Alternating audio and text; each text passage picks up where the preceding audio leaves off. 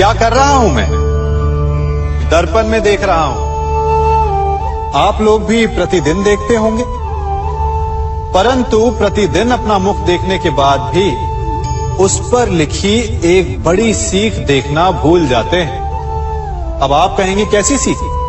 तो जाइए, एक बार फिर से दर्पण के सामने जाइए और मुख खोलकर देखिए, क्या दिखेगा? दंत पंक्ति और जीभा, है ना?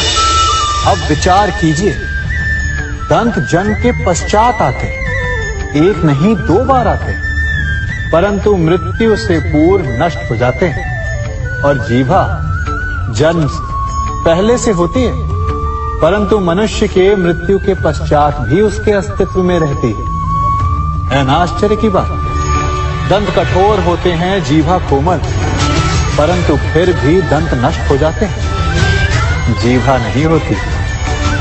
यही रहस्य है कि हठी और कठोर लोग शीघ्र नष्ट होते हैं और कोमल लचीले आवश्यकता के अनुसार स्वयं में परिवर्तन ला सकने में सक्षम लोगों का ही अस्तित्व रहता है।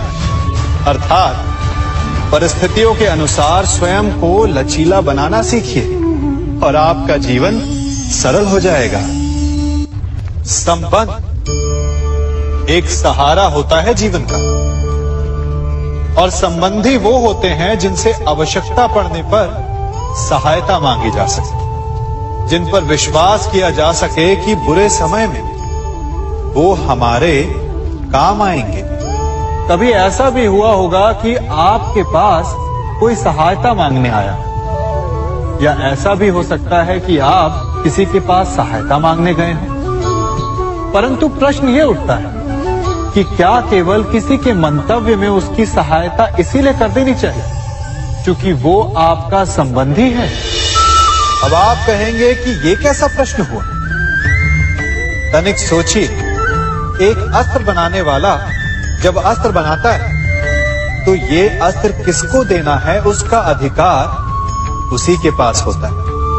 वो चाहे तो ये अस्त्र किसी को भी दे सकता है, वो एक सैनिक को भी दे सकता है या एक डाकू को भी, और यही अस्त्र 2 भिन्न कार्य कर सकती है। यदि डाकू के हाथों में आ गई तो उसका भय दिखाकर वो लोगों को लूटेगा, निरपराधों का रक्त बहाएगा। सहायता करने वाले की भी अवस्था ऐसी ही होती है। इसलिए किसी की सहायता करने से पूर्व ये विचार कर लेना आवश्यक है कि किसे क्या, कब और कितनी सहायता देनी चाहिए कि उसका दुरुपयोग ना हो। यदि आपकी सहायता से कोई अधर्म हुआ तो उसके उत्तरदायी आप ही होंगे। जीवन में कई बार ऐसे अवसर आते हैं कि आप लोगों से मिलने जाते हैं और उनसे कुछ आकांक्षाएं भी रखते हैं, और कई बार जीवन में ऐसे अवसर भी आते हैं कि लोग आपसे मिलने आते हैं। इसलिए अतिथियों का सम्मान करने से पूर्व सदा कुछ बातों को स्मरण रखना आवश्यक होता है। यदि कोई आपके पास मिलने आता है तो उसके 3 कारण हो सकते हैं। पहला कारण होता है भाव, दूसरा अभाव और तीसरा प्रभाव। तो जैसा अतिथि उसको वैसा ही सम्मान दे। यदि आपके पास कोई भाव से आए तो उसे केवल आपका प्रेम चाहिए, आपका सानिध्य चाहिए, और यदि कोई अभाव में आया तो उसकी उतनी सहायता अवश्य करें जितना आप करने में सक्षम हो, परंतु इतनी अधिक भी ना करें कि वो उस सहायता का दुरुपयोग कर बैठे। और यदि कोई प्रभाव में आया तो स्वयं पर अभिमान ना करें, क्योंकि कभी ना कभी जीवन में आप भी भाव, अभाव और प्रभाव के चक्रव्यूह में फंस सकते हैं।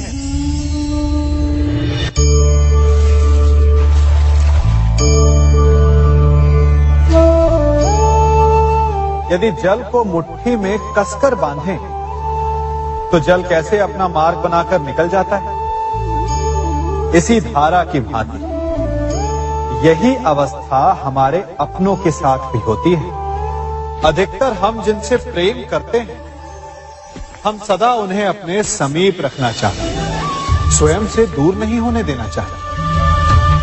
चिंता करते हैं, भय खाते हैं कि कहीं उनके साथ या उनसे कुछ बुरा घटित ना हो जाए, और ऐसे में हमारे अपने ही हमसे दूर हो जाते हैं, ठीक मुट्ठी में बंधे जल की भांति। इसलिए जिनसे आप प्रेम करते हैं, उन्हें स्वतंत्र कर दीजिए, उनकी सोच को स्वतंत्र बनने दीजिए, उन्हें अपने मार्ग स्वयं ढूंढने दीजिए, क्योंकि आप सदा उनके साथ उन्हें मार्ग दिखाने के लिए नहीं रहने वाले।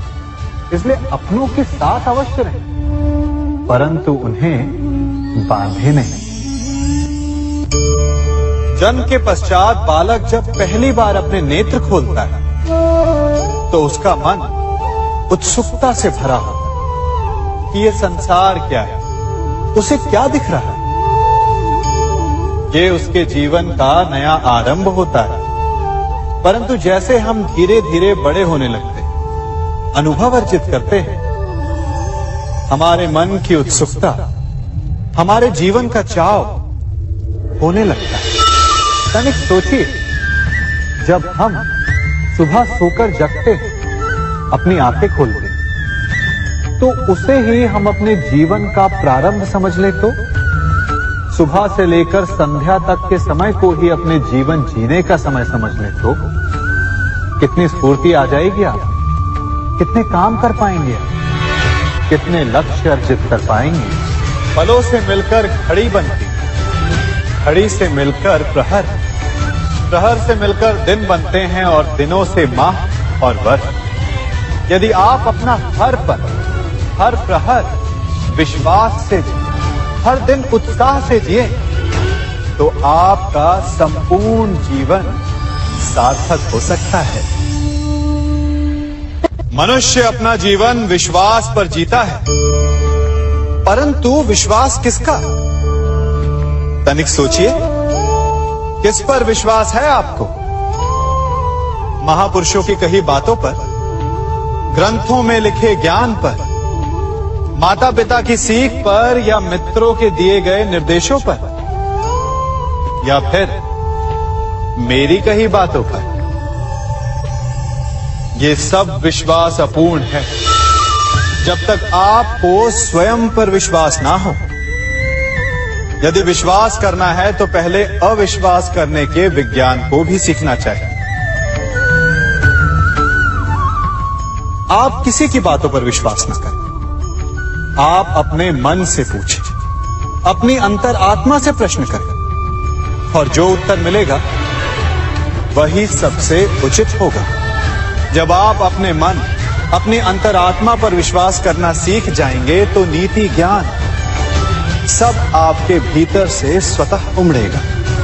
और यदि आप स्वयं पर ही विश्वास ना कर पाए, तो धर्म ग्रंथों में लिखे श्लोक, महापुरुषों की वाणी, माता पिता की सीख या मित्रों का निर्देश कोई भी लाभ नहीं दे पाएगा।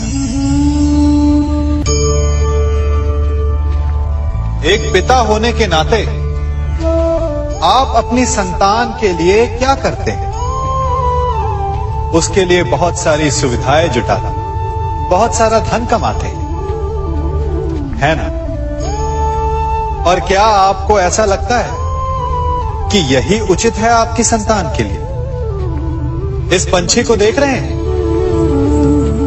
ये भी संतान को जन्म देता है, उन्हें पालता है, पोसता है, उड़ना सिखाता है, और भोजन का प्रबंध भी करना सिखाता है। परंतु उनके बड़े हो जाने के बाद उनके लिए अलग से घोंसला नहीं बनाता। क्यों? क्योंकि यदि इसने संतान को सब कुछ करके दे दिया, तो संतान क्या करेगी? वो अपनी संतान को तब तक भोजन कराता है जब तक उसकी संतान स्वयं भोजन का प्रबंध करने में सक्षम नहीं हो जाती। और उसका लाभ यह मिलता है कि उसी की भांति उसकी संतान आत्मनिर्भर बनती है। इसलिए अपनी संतान को उतनी ही सुविधाएं दें जितनी आवश्यक हैं। मोह को त्यागें। आपका उनसे मोह उन्हें कभी आत्मनिर्भर नहीं बनने देगा। अपनी संतान को कर्म करना सिखाइए। यदि आपकी संतान कर्म करना सीख गई तो वो धन स्वयं कमा लेगी, और यदि वो आलसी अकर्मण्य बन बैठे तो आपके संचित धन का भी नाश कर देगी। संसार में सबसे बड़ा संबंध कौन सा है? अब आप पूछेंगे कि यह कैसा प्रश्न हुआ? इसका उत्तर तो बड़ा सरल है, यही ना? परंतु इस प्रश्न के भी कई उत्तर हैं। कोई कहेगा माता और पुत्र का संबंध, तो कोई कहेगा पिता पुत्री का संबंध, तो कोई पति पत्नी का, और तो कोई भक्त और भगवान का संबंध। परंतु तनिक गहराई से देखेंगे तो पाएंगे कि ये सारे संबंध या तो जन्म से जुड़े होते हैं, या समाज में बना दिए जाते हैं, या फिर किसी आकांक्षा के चलते बनते हैं। तो सबसे बड़ा संबंध कौन सा होता है? उलझ गए ना?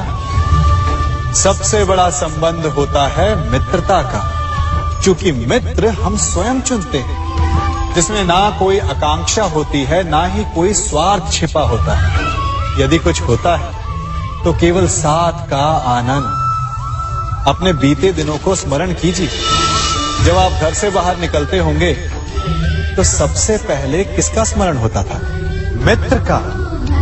परंतु जैसे जैसे मनुष्य बड़ा होता जाता है, सफल होता जाता है, मित्र छूटते जाते हैं, और फिर वो अपनी आय, अपने जीवन के स्तर के अनुसार मित्रता करने लगता है।